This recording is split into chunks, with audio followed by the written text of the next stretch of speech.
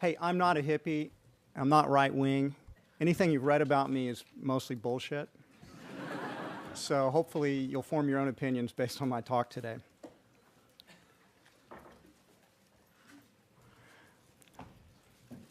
This talk sometimes takes an hour, so I'm told the people at Stanford are really smart. So I'm going to go really fast, assuming you're all really quick studies, and that'll save more time for Q&A. So I do think we need new paradigms for the way we think about business and the way we think about capitalism. Someday historians are going to look back on the 20th century, and they're going to see that a great war was fought between two different philosophies of economics, socialism and capitalism. Capitalism won that competition every place that it had direct competition, whether it be the United States versus the Soviet Union, or South Korea versus North Korea, or in any of the East Germany versus West Germany, et cetera, et cetera, et cetera. However, it did not capture the minds of the intellectuals or the hearts of the people. Capitalism was still greatly mistrusted. And corporations, who I believe are the most influential institutions of the world, are widely perceived as greedy, selfish, and exploitative. They are certainly not worthy of any trust. You can see this very clearly with the deep recession that we've been into. The financial crisis has been demagogued as the fault of greed and corporations out of control. Another example of capitalism not working. And there's been no blame for bad government policies, bad monetary policies, bad regulations. And I would argue that corporations and capitalism have serious branding problems.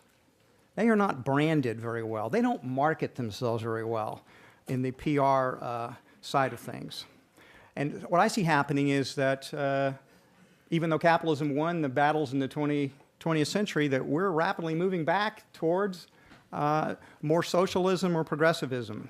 And I'm going to argue that there's another way, that conscious leadership, conscious business, and conscious capitalism is what we should be doing. So conscious capitalism is based on four primary principles of economics: secure property rights, freedom of contract, freedom of trade, and the rule of law. Conscious capitalism is equal to these four primary economic principles plus conscious business, which leads to the question, what then is conscious business? Conscious business is based on, going in and out, in and out. Maybe I'll talk, whoa.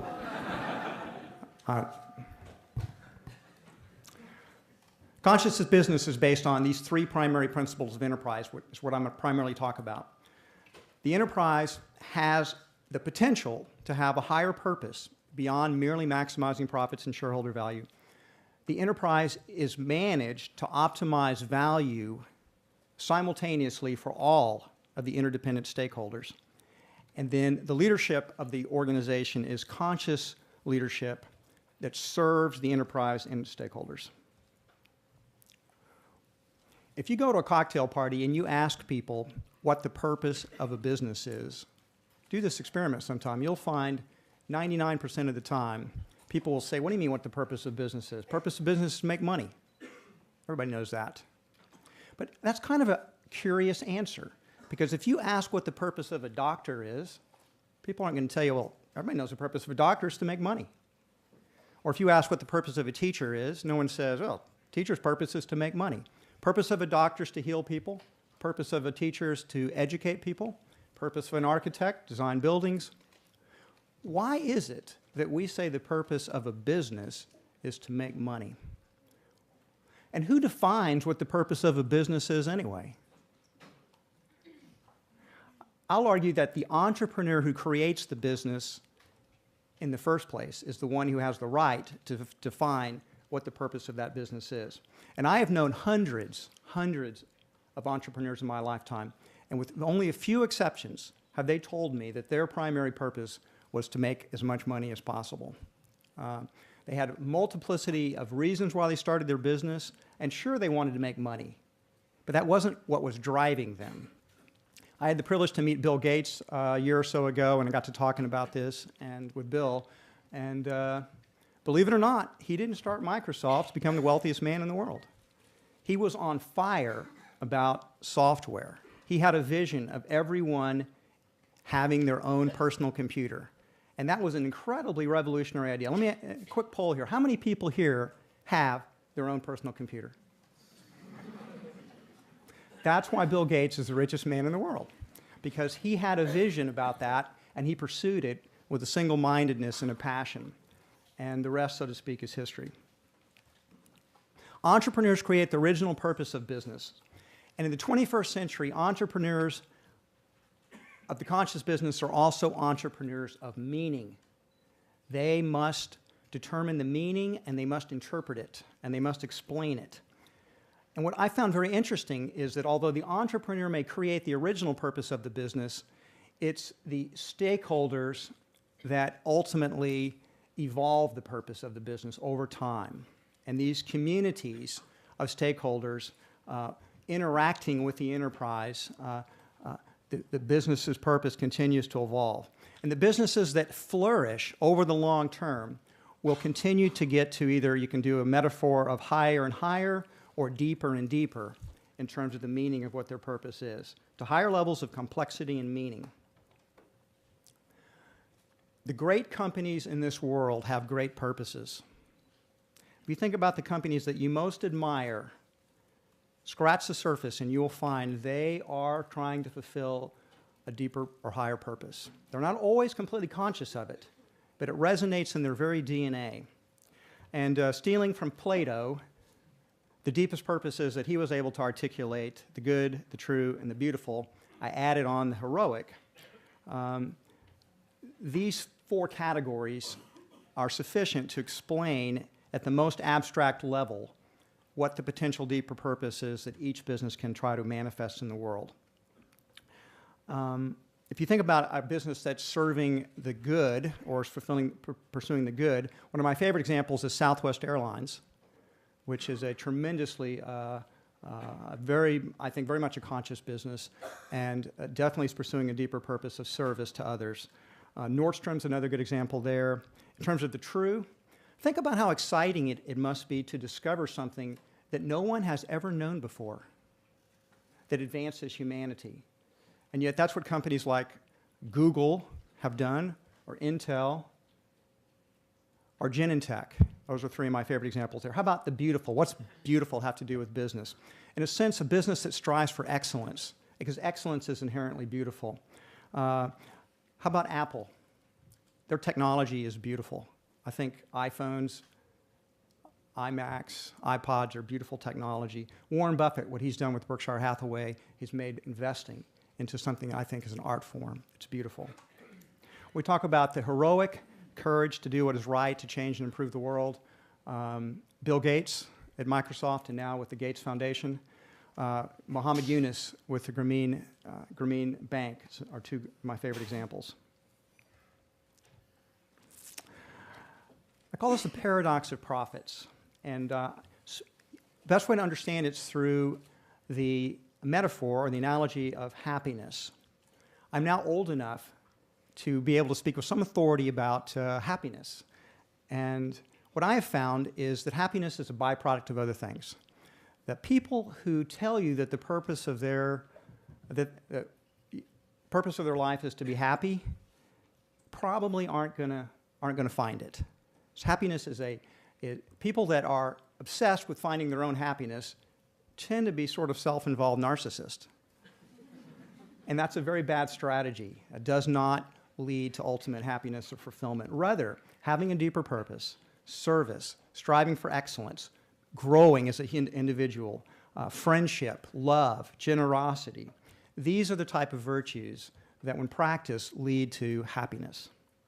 Similarly, I believe that profits are best realized when they're not made the primary goal of the business, that they are also a byproduct of deeper purpose, great products and services, customer satisfaction, employee happiness, and social and environmental responsibility.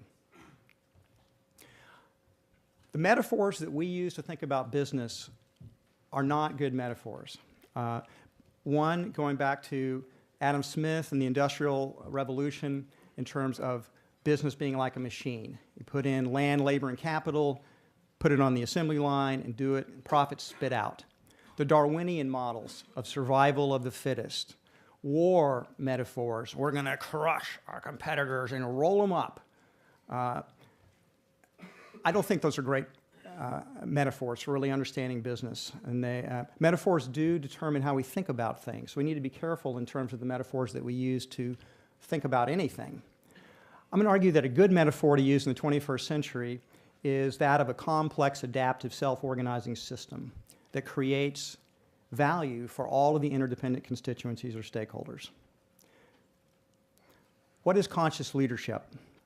Conscious leadership fulfill the deeper purpose of the organization, create value for the interdependent stakeholders, and to be a servant leader to the enterprise. What do I mean by servant leader? It means you're serving the enterprise and its purpose. You're not there trying to line your own pockets and see how much money you can make. The true transformative leadership is serving that organization. So adopting the metaphor of a servant leader is a very appropriate metaphor. Creating value for the entire interdependent system, I will argue today, and this is my radical idea, that that will also simultaneously result in the highest long-term profits and shareholder value. I'm going to argue that Whole Foods is a conscious business. There are some other good examples right here. The only one I understand really well from the inside out is Whole Foods, so I'm going to use that as my primary example. Here's a simple model that we use to think about our business. It starts with our mission, why we exist, what our deeper purpose is, the core values. They're at the center, they're at the heart of everything we do. And they're radiating out from that heart like spokes on a wheel are the major interdependent stakeholders. The team members, the suppliers, the customers, the investors, and the community and the environment. This model is oversimplified because a web of all those stakeholders interacting with each other would be more appropriate, but I haven't figured out how to model that in a simplistic way yet. But simply, when you allow these stakeholders to, when you manage to create value for all of them at the same time, you end up in an upward spiral. So instead, this is a circle, but a more appropriate metaphor would be to show this in an upward spiral of continued value creation. So conscious leadership focuses on synergies, not on the trade-offs. I'm heading off a question that I will get. What about the trade-offs and the conflicts that you have between the various stakeholders? The more you give the employees, the less money you have to give the investors. The more money you give away to not-for-profit organizations, then the less money you have for shareholder value. The higher you pay your workers, the less money there will be for investors, and so forth and so on, as if Hobbes' war against all against all is in play here, that there's this ongoing struggle between the stakeholders. The conscious leader sees the interdependencies and sees the relationships. If you look for trade-offs, you can find them. If you look for synergies, you can find them. The conscious leader looks for the synergies, looks for the strategies that will create value simultaneously for all of the interdependent stakeholders. One's creative mind does not need to think in terms of a zero-sum game. I win, you lose, I win. We can create win-win-win strategies. That is the beauty of capitalism. That is its potential, to create value for all of the ones that are voluntarily exchanging with the business. The human mind is infinitely creative. Beginning to think this way creates new mental pathways and unleashes human creativity in unexpected ways. It will be the creative entrepreneurs and the conscious capitalists who will solve the problems that the world faces in the 21st century. It's going to be that individual creativity applied collaboratively through enterprise that will solve most of the world's problems. What is Whole Foods' deepest purpose? I used to believe for many years Whole Foods' deepest purpose was the good. We're in a service business. We're to serve other people. And then as I did this talk around Whole Foods, and I would, instead of giving the answer, I would poll the team members. I would say, well, I'd explain the four deepest, highest purposes, and then I'd take a poll and I'd ask the team members to tell me what do you think the deepest purpose or highest purpose of Whole Foods is? And I got an astounding answer. And it wasn't. I got answers for all of them. But about 75% of the team members tell me that Whole Foods' highest purpose is heroic, to do what is right and to change and improve the world. And I used to argue with them. I used to say, no, it's not. I created Whole Foods. That's not why I did it. It's service. It's about love. It's about service to others. No, John, that's not what it's about. So I had this argument. And then I'd go around all over the country, and finally I surrendered and said, you know what? This is a great example of the enterprise outgrowing its founder and moving in its own direction. Just like a parent raises children, but eventually the child fulfills its own destiny, oftentimes in a direction different from what the parents would aspire to. So I've embraced this myself. These are the 7 core values of Whole Foods that are at the center of everything that we do. Just real quickly, in terms of those core values, selling the highest quality natural and organic foods available. We're very proud of the fact that we've been able to improve the health, wellness, and longevity of literally millions of people. We've proven that good health and pleasurable eating are compatible goals. Alternatives to the degradation of industrial degradation of our food, and we've educated, or beginning to educate our stakeholders in terms of what healthy eating is all about. How many of you hope to start your own business someday? Wow, great. I'm giving you the biggest secret. It's all about the customers. You'd be surprised how few businesses really understand that. And so if you have to design your business model first and foremost around the customers, because if you do that, you will probably win, because chances are your competitors will not be as committed to that as you will be. So they're the most important stakeholder. No customers, no business. Customers always exchange voluntarily. They're not coerced. They trade voluntarily with the enterprise. Therefore, you have to treat them as ends in themselves and not as means. We designed our business model at Whole Foods so that our team members are completely empowered to do whatever it takes to satisfy and delight the customers. Of course, the team members think they're number one. They're always disappointed when I tell them they're just the number 2 stakeholder to the customers. These are some of the innovations we've done. It'd be interesting to go into these in some detail, but for lack of time, I'm not. Self-managing teams, open salary information, salary cap, benefits vote, gain sharing for all, stock options for all team members, personal wellness accounts, fully paid health insurance. And Bill said we've been named 100 best companies to work for 13 years in a row, number 18 in 2010. This is, oftentimes by the time I get to this part of the presentation, people think this guy's like, he's like against profits. He's talking about all this other stuff. But profits are very important, and it's one of the most important reasons and functions of a business. And that profits are created through voluntary exchange. They are not primarily created through the exploitation of people. It is that voluntary exchange that fundamentally makes business ethical. No one is forced to trade. The customers aren't forced to trade. Employees aren't forced to trade. Suppliers aren't forced to trade. Investors aren't forced to invest. Everyone invests voluntarily. That's what makes it inherently ethical. Profits are not evil. Profits are good. Profits create wealth, they create capital, and they create prosperity.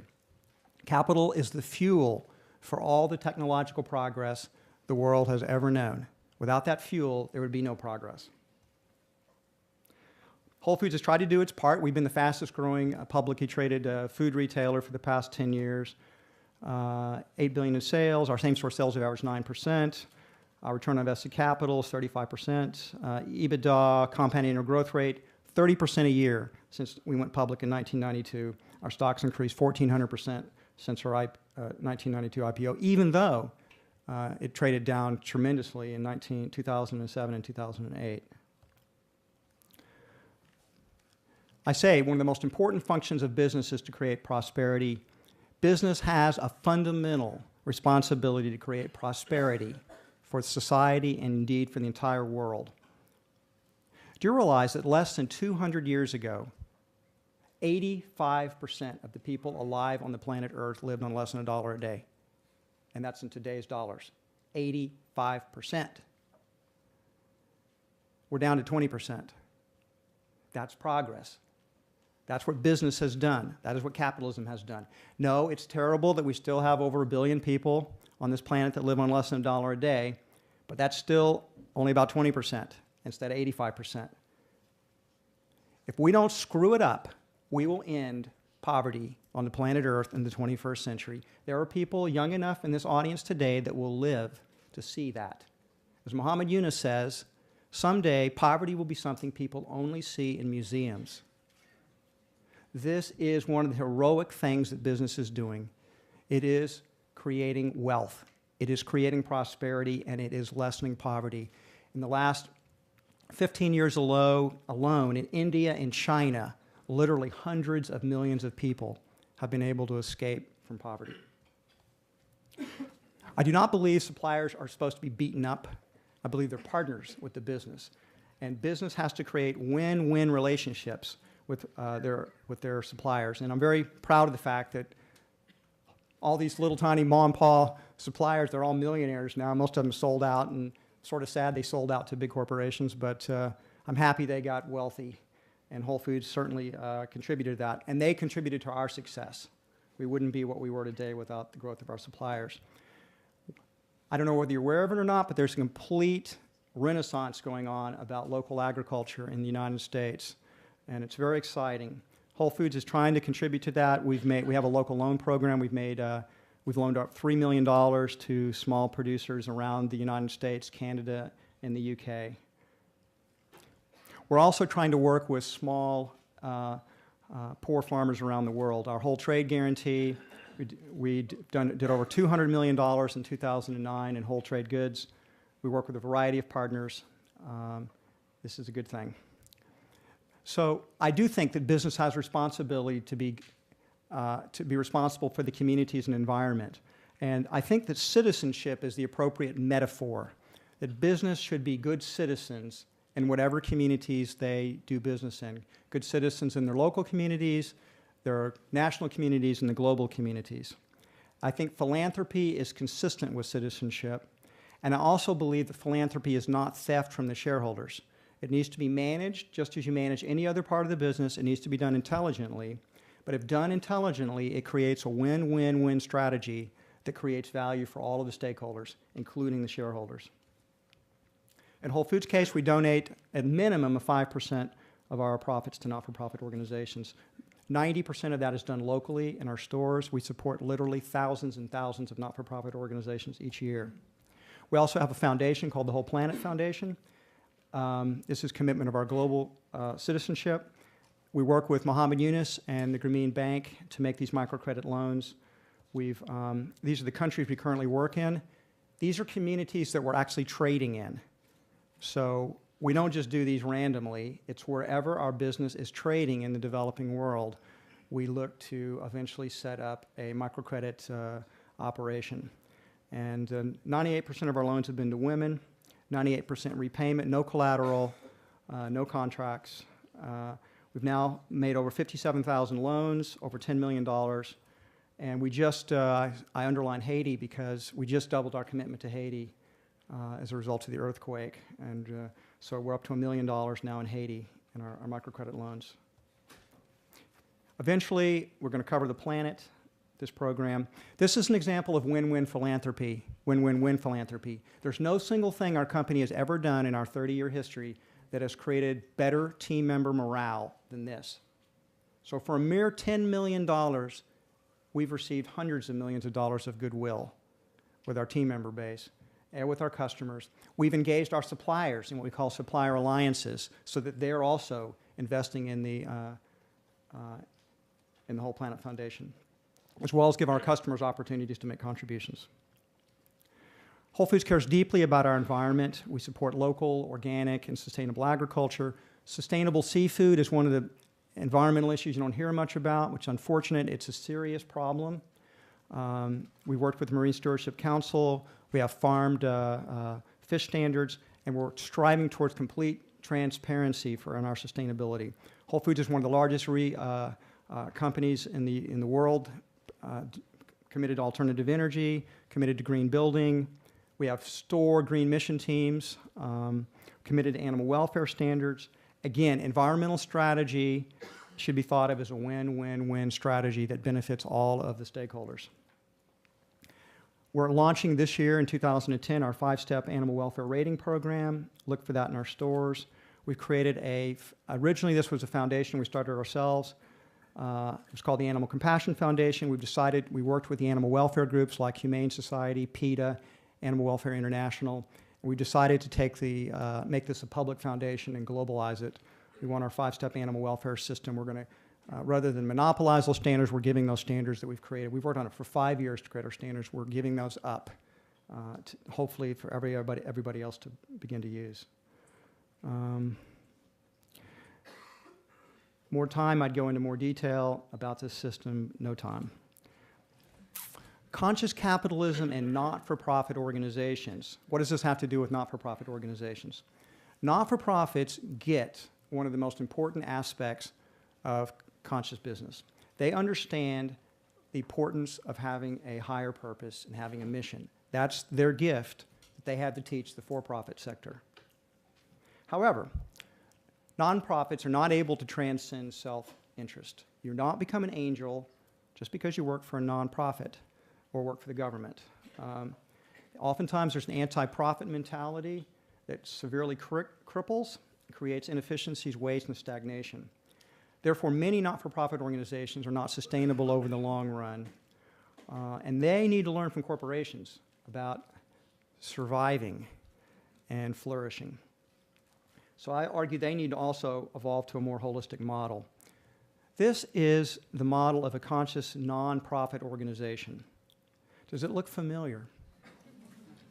It should. It's exactly the same as the conscious enterprise model that I showed with Whole Foods. The only difference is that at the core, you've got a social mission as opposed to necessarily a business mission, and instead of investors, you have donors.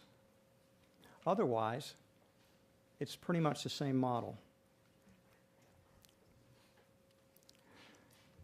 This illustrates to me the flaw in the thinking that many people have about nonprofits, government, and corporations. We believe that because nonprofits have a higher purpose, that they are good. They're altruistic. They do all types of wonderful things. On the other side of the wall, we have corporations. And they are greedy. They are selfish. They only care about profit.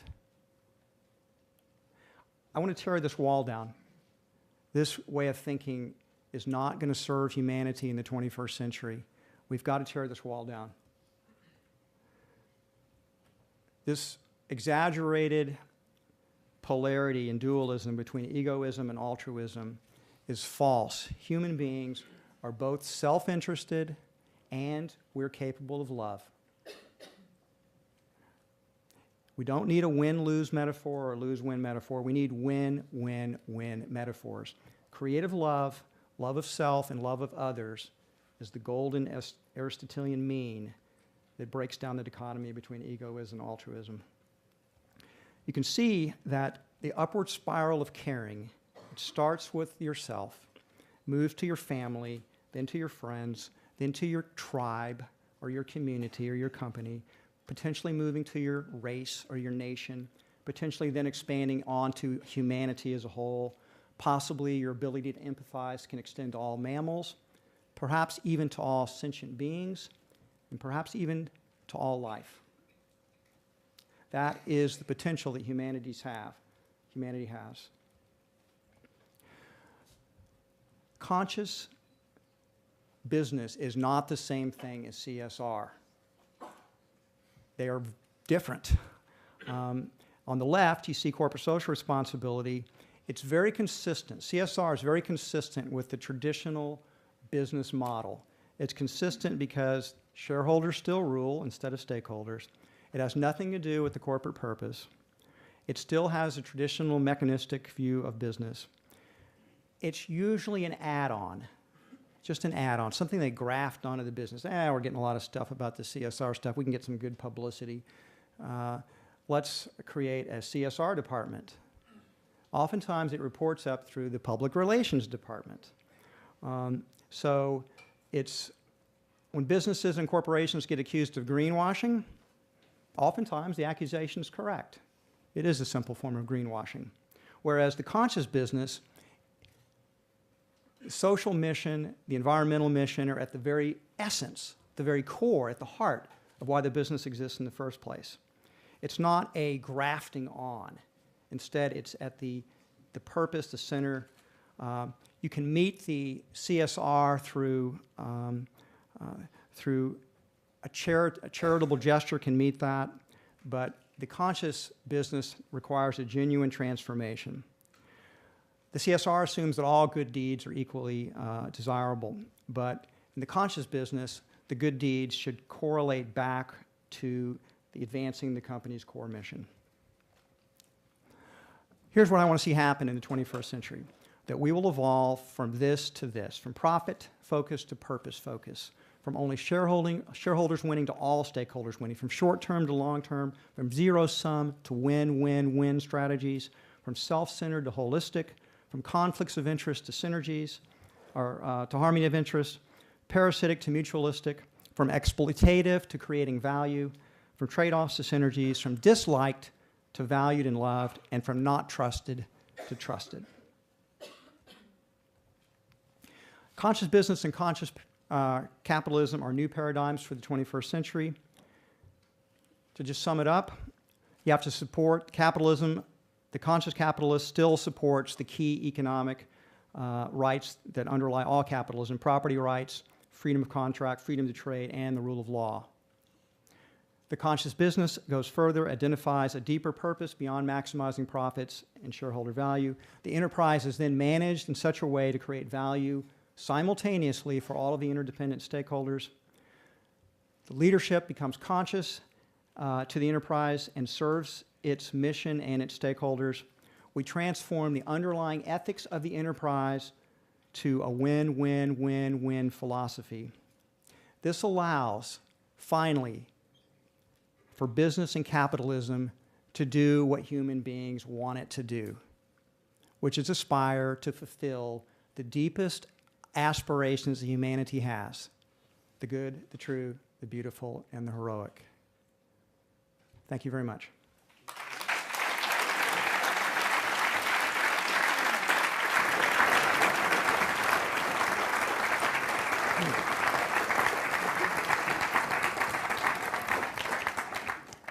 All right, I did save a little time for questions. I did rapidly go through a lot of that stuff.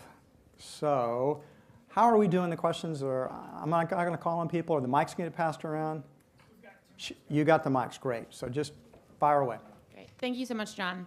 As we are mostly focused on startups around here, we get a lot of founders and entrepreneurs that come in. Mm-hmm. And a lot of times they speak of finding a company, running it until it gets to a certain size, and then the investors or board decide that it'd be better to have someone perhaps with industry experience to come in and run it. And now your story is very different. And so I guess from a perspective of a leadership question, what were specific leadership challenges that you had while your company grew underneath you and you went from being a founder to a small business owner to the CEO of Whole Foods? Well, there's 30 years of history there. So I will say that if you start your own business, I came up with a metaphor for venture capitalists.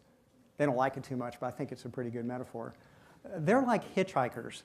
They're hitchhikers with credit cards. And as long as you get them to where they want to go, they will help pay for the gas. However, if you get off track, they hijack the car, they hire a new driver, and they throw you out on the side of the road. We never gave the venture capitalists control of Whole Foods.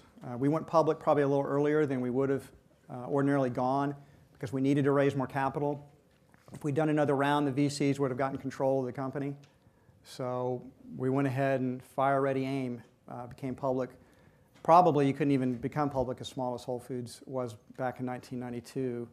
It wouldn't be possible today. In terms of the challenges, there's so many of them, I wouldn't even know where to begin. I will say, though, that in essence to your question, you have to grow as a human being and as a leader, or you hold your business back. I've been forced to grow, reluctantly at many times, because if I hadn't, the company wasn't going to reach its full potential. So it's essential that you continue to get not only smarter, but that you develop your emotional intelligence. I always say for leadership, emotional intelligence is more important than IQ. And I would argue that social intelligence, and I would also argue spiritual intelligence being the ability to understand purpose and meaning and to be able to explain that and translate it, are essential intelligences that the entrepreneurs of the 21st century need. So you're going to face many challenges as you grow your business. First challenge is, of course, is money. You got to have to get the money, you got to have the capital, so you got to deal with cash flow. Then as you grow, you have to be able to create structures that simultaneously allow the business to fulfill its potential, but without hamstringing it. So they have to be flexible structures that can evolve. I mean, if we sat down one-on-one, I could go over it in some detail. But there are different stages that a business goes through and different crises that a business meets. And just like as you go through your own life cycle, you'll have different crises. When you're early 20s, it's like finding a partner and finding work. That's your crisis. When you get into your 30s, you're raising kids. You get into 40s and 50s, it's starting to be about generativeness and what your legacy is going to be, and that's all I've gotten so far. So when I get a little older, I'll find out what the next crisis is. Probably body falling apart. Despite Whole Foods, I don't think it's made me immortal. So I'll deal with my own problems. Next question.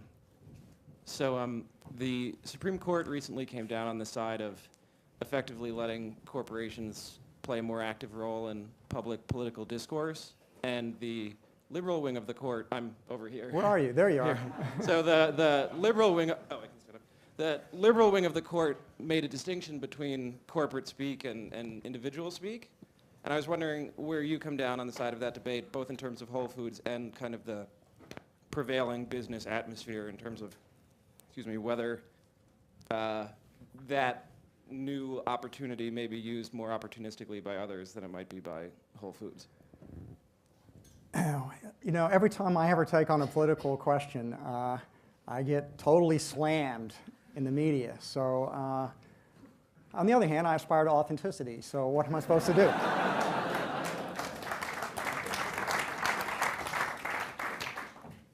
Let me try to be cagey on this one and authentic. I don't believe that media corporations, such as the New York Times and the Wall Street Journal and Forbes, that they should have the right for freedom of speech because they own media assets, and other corporations therefore don't because they don't own media assets. So as a general rule, I don't think corporations are eager to, you pay a price when you speak out publicly. Trust me, I found that out this summer. So I don't think this ruling, I do think it's consistent with freedom of speech, and I was happy with the ruling. So mostly because I don't think it's going to be all the negative things that people believe is going to happen. But time will tell. Next question. So you might have to be cagey again here. I don't want to talk about climate change or healthcare reform. Okay.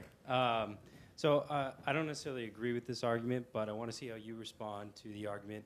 Why not simply have government enforce the conscious capitalism that you're advocating for, whether that be, subsidizing green projects or healthcare reform or whatnot? Well, because I might be wrong. I mean, people believe that if they had ultimate power, they would be good. And I don't believe in a society where government is legislating a particular vision on the way people should live, even if I happen to be my vision. I believe in a pluralistic society where we get to experiment. And that one of the secrets to Whole Foods is we're a very experimental company. We try things. Most of them fail. But we throw out the failures and we continue to learn and evolve. So I believe in a society that's democratic and allows... I believe conscious capitalism, by the way, is going to triumph at the end of the 21st century. Why? Not because government has to pass any laws to force people to be that way, because it works better. It's going to win in the marketplace. It's going to win in competition. So these ideas need to be tried out, and if they work, they'll flourish and expand. If they don't work, they'll be thrown in the trash bin of history. And having government pick winners for business philosophies is a very bad idea. First of all, because they probably won't pick the ideas that you agree with anyway. So I don't want to live in a society where government is telling us how businesses should operate. I think that the marketplace should determine that. Hi. Can you talk about some of the difficult decisions you've had to make with your supply chain as Whole Foods has grown over the past 20 years? Could you give me a little more color on that? I mean, what? In terms of maintaining the integrity of what you wanted in a supplier when you first started the business versus what you can get as you've scaled to be such a large company. The first crisis of faith at Whole Foods was when we realized our suppliers were mostly they weren't as good as their marketing materials indicated. That's the disillusionment of a retailer because as we got in there and looked beneath the kimono, so to speak, a lot of what we saw was not that pretty. For example, in the meat industry, if you really knew what they were doing to those animals out there, you'd probably all become vegetarians or vegans. It's terrible. And we've gotten into the process and we've seen more. So that's the first challenge is the retailer's the middleman, right, between the farmer, the rancher, the manufacturer, and the consumer. And the consumer trusts us to deliver what the manufacturer claims. They blame us if it's not. So that was the first challenge that we had, and it's an ongoing challenge. We have to look very deeply at our supply chain and determine whether or not it's what it's cracked up to be. And so we're doing lots of things now, like we have our animal welfare rating system. We're going to put everybody we buy meat from, which is thousands and thousands of people, will have to get rated in terms of the way they treat their animals, so we can give transparency to our customers. Seafood sustainability is another one that is very important, and people are not aware that so many of the species they buy in seafood departments are not sustainable, and yet the retailers are not telling the customers that, so they're keeping that as a secret. So we're gonna basically be much more transparent about that. There's all kinds of the first organic supplier Whole Foods bought from, for example, anecdotally here, was a company in Southern California. It was called Sunburst Farms. And you read their marketing materials, they're organic, they're this community living there, and it looks like they're love and peace and joy, and it seems like a really wonderful thing. We got into it, and we checked them out, and turns out they were like the guy that was a cult leader, and they were a survivalist group that had a whole bunch. They were stocking up guns for Armageddon that was coming, and in fact, they weren't selling that much organic produce. It was mostly they were taking. They had organic boxes, and they were taking commercial produce and sticking it in the organic boxes and shipping it out. So there was a lot of fraud that we had to deal with. Now we're in this enviable position, I suppose, that we've gotten large enough where we can go work with our suppliers in a more transparent way to assure ourselves and our customers that the people are really getting what they've been promised. So if you're smaller, it's a lot harder to do that. So there is fraud that goes on in business, I'm sorry to say. And so that was one of our challenges we had to deal with. Next question. Hi, John, off here to your right. Great. Originally, my family's been Whole Foods shoppers for 20 years, so we're big fans, and I also was a former front-end team leader at your Richardson, Texas store, so got a look little how far you've experience come. there, so we made it all the way, so big fans. Thanks for your time. Question for you. About 10 to 15 years ago, it seemed like there was a shift from Whole Foods started stocking Lay's potato chips, some conventional items, and it seemed like there might have been a shift in the culture or the core business segment you guys were going after, and then a few years later went back and eliminated those products and focused more on organics. Just trying to figure out what kind of the thinking was of the company at that 2-year period, and then kind of where you guys went from there. Well, you can't understand Whole Foods unless you understand how decentralized and empowered we are. That was not a decision that was made in Austin, Texas for the whole company. That was probably made locally in a store or a region, and it was done as an experiment. So the experiment went out, and customers didn't like it, and the experiment was judged a failure. But that was not a company-wide experiment. So again, most of our experiments, most of them fail, and that was one I would argue that failed. But it was important that the region and the store get a chance to test that idea out. It might be disillusioning, but again, most of the suppliers that were in the early days, they've mostly sold out to like PepsiCo, Frito-Lay, Coca-Cola, Kraft, General Foods. Most of the natural food labels now are in the hands of those larger food manufacturers, and there's less transparency there than there should be. And Whole Foods, of course, has got a much greater commitment to our private label now at this point. Trader Joe's is like 85, 90% private label, and Whole Foods is only about 20%. So I don't think there was any lasting cultural change, but there is continued evolution in the supply chain that we have to deal with. So I don't. My question surrounds Leonard Green's investment in Whole Foods in 2008 and how you came to the decision to take private equity capital and how that partnership has caused your business to evolve over the last year. Good question. We bought, the Wild Oats merger has worked out extremely well for us, but the timing of it was terrible. When of course, then we got in the whole FTC thing and what a hassle that was and how much money we wasted on that, but another story. But when we bought Wild Oats, the market, we were kind of at our peak stock price. We paid cash for them. In order to do that, we had to go borrow money. So we took on a lot of debt, more debt than we'd ever taken on our company's history. But we didn't think it'd be any big deal because we thought we'd sell stock in a couple of months and pay down the debt. But then the economy started going into the tank. First of all, the merger got put off many, many months while they had to go through the regulatory processes. Then our stock started to decline because the economy was declining and our sales were declining. And so we didn't want to sell stock. And then, September 2008, you can remember that time, that was a panic. That's the only panic I'm old enough to have lived through, and I'm probably the oldest guy in the room. So it's everything went to hell. And our sales started plummeting. Our stock went down to $7. We were trading at 2 times our cash flow. Could have bought Whole Foods and gotten a 50% return on cash flow alone. I was begging, please let me buy back stock. Please let me buy back stock. But the board, in their infinite wisdom, realized that what if it's not the bottom? What if it's not the bottom? What if it gets worse? And so that was a good point of view. And we realized we took the money in from Leonard Green as an insurance policy. It's what it was. It was an insurance policy. And the event Armageddon was really happening. We wanted to survive. And it turns out we didn't actually need the capital. Armageddon did not happen. Deepest recession of my lifetime happened, but not Armageddon.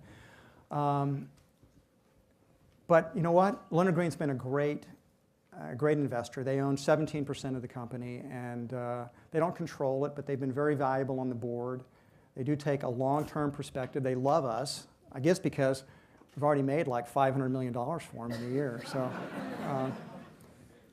one of my jokes is that when the stock is up, I'm this visionary, and when the stock is down, I'm like the village idiot.